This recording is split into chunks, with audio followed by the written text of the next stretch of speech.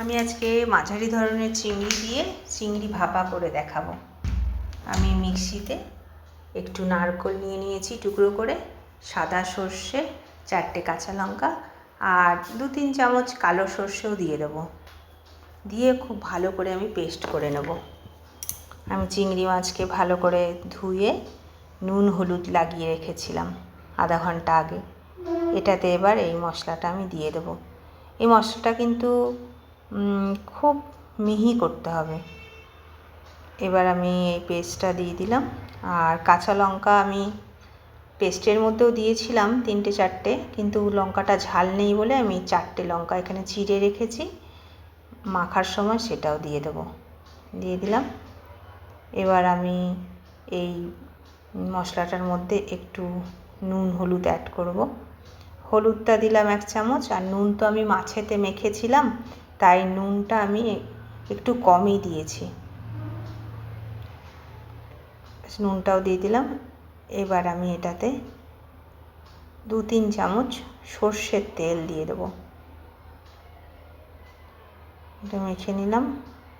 সর্ষের তেল দিয়ে এবার ভালো করে আমি মশলাটা মাছের সাথে মাখিয়ে নেব। এটা মাখার সময় একটা বাটির মধ্যে মাখলে বেশি ভালো হবে। আমি ভালো করে দেখাবার জন্য এই থালাটা ইউজ করলাম। ভালো করে মেখে নিয়ে এবার আমি এটাতে একটু 1 চামচ কালো জিরে আমি ইউজ করব। সর্ষে কিংবা পোস্তর রান্নাতে কালো জিরেটা বেশি ভালো লাগে। এবার আমি একটা বাটিতে এটা ট্রান্সফার করে নেব। আমি সমস্ত মশলাটা এই বাটির মধ্যে তুলে নিলাম, আর থালাটাকেও আমি একটু সামান্য জল দিয়ে ধুয়ে জলটা দিয়ে দেবো। এই রান্নাটা অত বেশি তো ঝোলঝোল হবে না, মাখা মাখা হবে, তাই জল বেশি দেবার কোনো দরকার নেই। কম জল দিলেই এটা ভালো হবে।